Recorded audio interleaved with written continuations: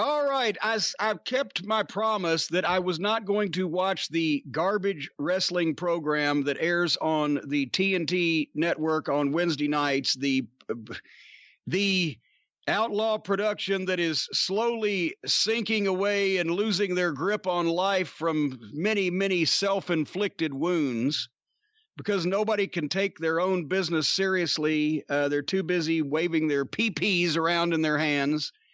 Trying to entertain everybody, but a wrestling match broke out in the middle of all this foolishness, so I thought we would talk about that. MJF was on the card again. Did you see the MJF match? I did. MJF versus Billy Gunn with his Gunn sons. That has to be the way, the Billy Gunn and the Gunn sons.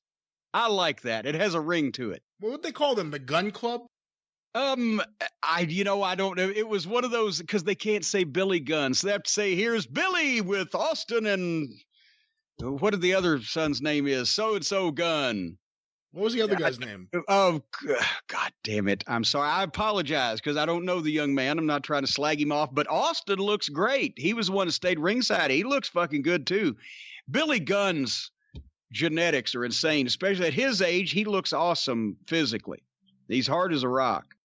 But I obviously had to watch MJF to see, once again, him put a clinic on and show all of the rest of these outlaw goofballs that are out there fucking swinging and flailing and flipping and doing nonsense and risking their necks and selling nothing, how to have an entertaining and logical and sensical match and get yourself and your opponent over in your issue and whatever. And he does this each time, and this was no different.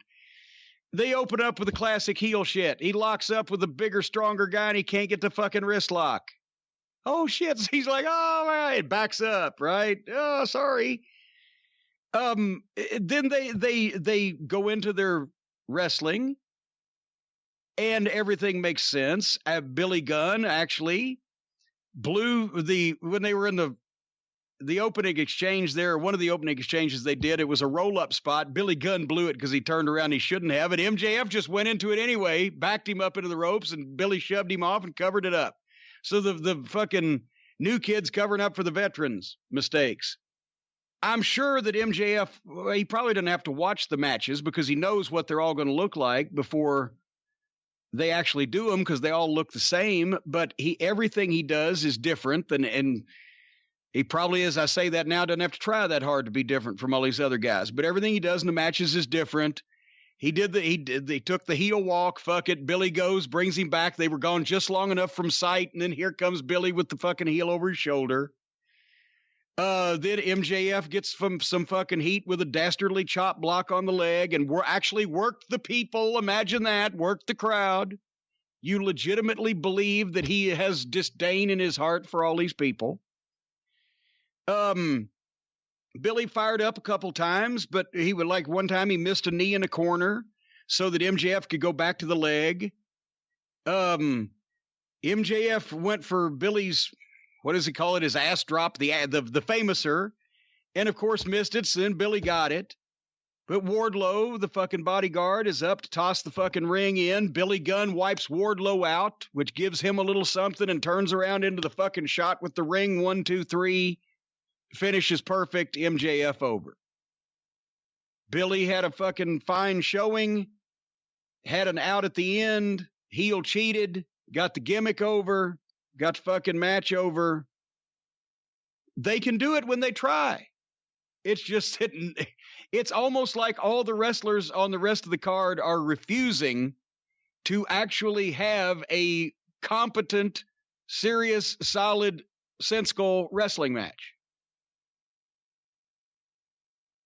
What'd you think? I thought it was all right. Well, boy, full-throated endorsement there. You know, for what it was all right. MJF is very talented. He's very good.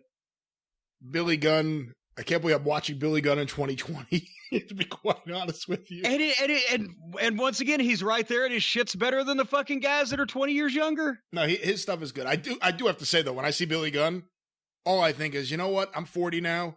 I really need to get on growth hormone. I'm missing out. Wow. to the prefrontal lobe in the knee there.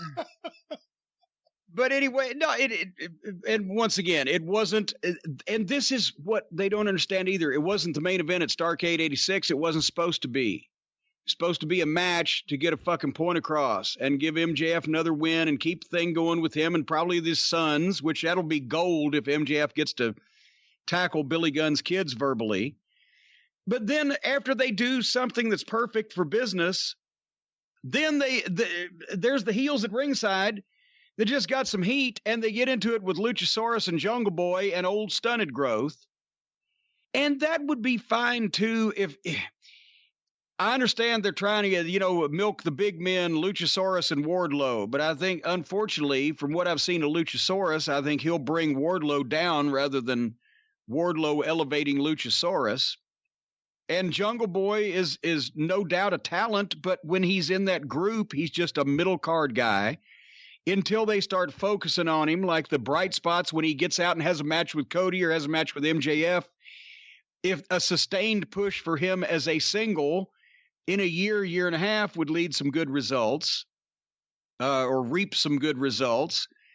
But right now, they're a middle card tag team with a stupid, goofy looking fucking kid as their mascot. So to have top heels like MJF and Wardlow get into it with these fucking guys right now and lose the heat they just got, have a big fucking pull apart. You don't get a top guy over and then mix him up with middle card guys and their goofy sidekick and then have everybody and their brother get in the fucking middle of it. If you're going to build something, don't put MJF in that position. Put the two big guys in the fucking battle of the meeting of the bulls in the middle of the ring so they can throw people off of them. But let MJF be out there fucking weaseling out of getting his ass kicked.